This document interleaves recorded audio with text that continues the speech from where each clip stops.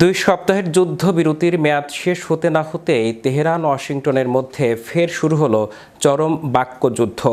ইরানের বিপ্লবী গার্ড বাহিনী স্পষ্ট জানিয়ে দিয়েছে, পুনরায় কোনো সংঘাত শুরু হলে শত্রুর অবশিষ্ট সব সম্পদ চূর্ণ বিচূর্ণ করে দেবে তারা। বিস্তারিত দেখুন ডেস্ক রিপোর্টে।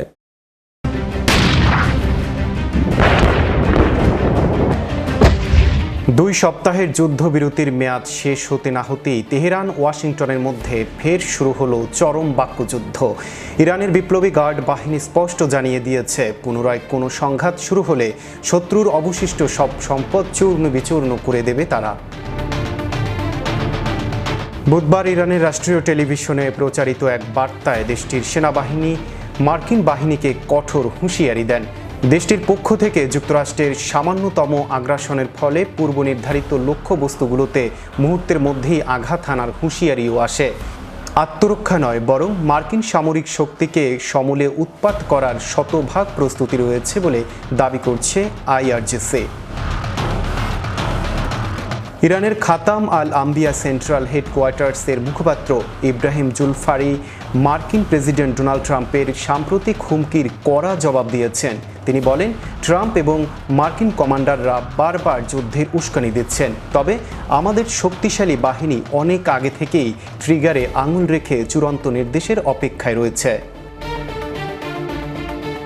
বিদ্যমান এই উত্তপ্ত পরিস্থিতির সূত্রপাত হয় ডোনাল্ড ট্রাম্পের একটি বিশেষ ঘোষণার পর। মঙ্গলবার ট্রাম্প জানিয়েছেন, পাকিস্তানের অনুরোধে যুক্তরাষ্ট্র ইরানের সঙ্গে যুদ্ধবিরতির মেয়াদ বাড়াতে সম্মত হয়েছে, তবে শর্ত হিসেবে ইরানের বন্দরগুলোতে মার্কিন নৌ অবরোধ আগের মতোই কঠোরভাবে বহাল থাকবে।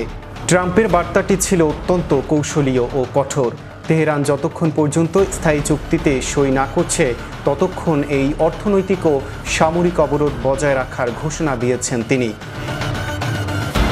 যুদ্ধবিরতির মোড়কে ইরানকে এক শ্বাসরুদ্ধকর পরিস্থিতির মধ্যে রাখতে চায় ওয়াশিংটন। ওয়াশিংটনের এই অবস্থানকে নীরব যুদ্ধক্ষেত্র হিসেবে অভিহিত করেছে আইআরজিসি।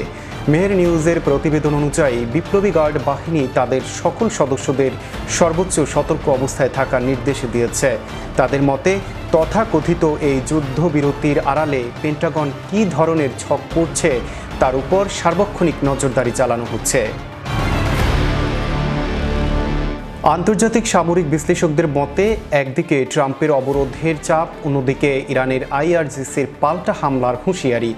সব মিলিয়ে মধ্যপ্রাচ্য এখন বারুদের স্তূপের উপর দাঁড়িয়ে। কূটনীতির মাধ্যমে দ্রুত কোনো টেকসই সমাধান না এলে এই অস্থির পরিস্থিতি যে কোনো সময় ফের ভয়াবহ আঞ্চলিক যুদ্ধে রূপ নিতে পারে। শান্তির কথা বলেও আদতে কি দুই দেশ যুদ্ধের মহড়া দিচ্ছে? সাগরের নৌ অবরোধ আর সীমান্তের রণসজ্জা এখন সেই ইঙ্গিত দিচ্ছে।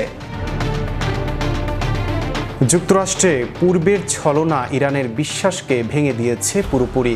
তাই হয়তো যুদ্ধবিরতির মোড়কে আকস্মিক হামলা করে বসতে পারে মার্কিন বাহিনী। Riyad Sikdar, magic Bangla TV, international desk.